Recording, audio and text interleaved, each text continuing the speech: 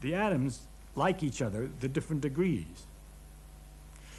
Oxygen, for instance, in the air would like to be next to carbon, and if they're getting near each other, they snap together.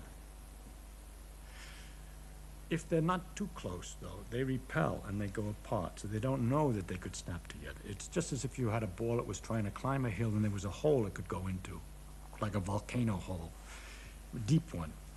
It's rolling along, it doesn't go down in the deep hole, because if it starts to climb the hill and then rolls away again. But if you made it go fast enough, it'll fall into the hole.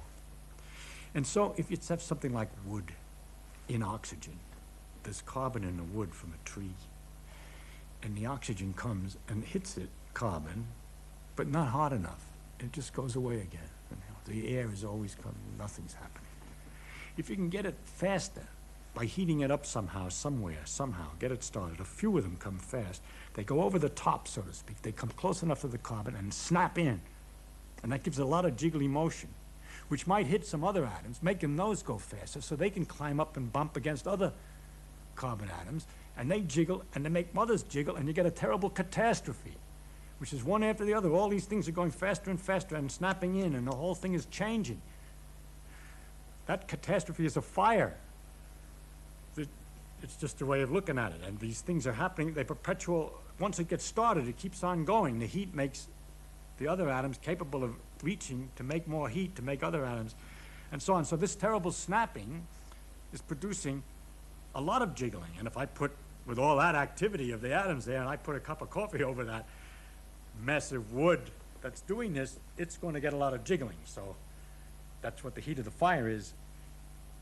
And then, of course, if you see, this is what happens when you start to think. You just go on and on. Wonder how did it get started? Why is it that the wood's been sitting around all this time with the oxygen all this time, and it didn't do this earlier or something? Where did I get this from?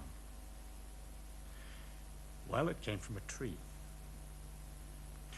And the substance of a tree is carbon. And where did that come from? That comes from the air. It's carbon dioxide from the air. People look at trees and they think it comes out of the ground. That plants grow out of the ground. But if you ask where the substance comes from, you find out, where do they come from? The trees come out of the air? They surely come out of the air. No, they come out of the air.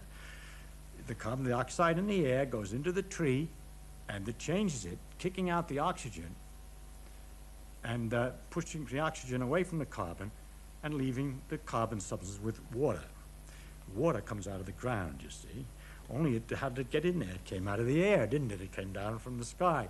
So in fact, most of a tree, almost all of the tree is out of the ground. I'm sorry, it's out of the air. There's a little bit from the ground, some minerals and so forth. Now, of course, I told you the oxygen, we know the oxygen and carbon stick together very tight. How is it the tree is so smart as to manage to take the carbon dioxide, which is the carbon and oxygen nicely combined, and undo that so easy?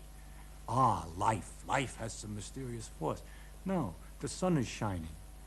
And it's the sunlight that comes down and knocks this oxygen away from the carbon. So it takes sunlight to get the plant to work. And so the sun all the time is doing the work of separating the oxygen away from the carbon. The oxygen is some kind of terrible byproduct, which it spits back into the air, and leaving the carbon and water and stuff to make the substance of the tree.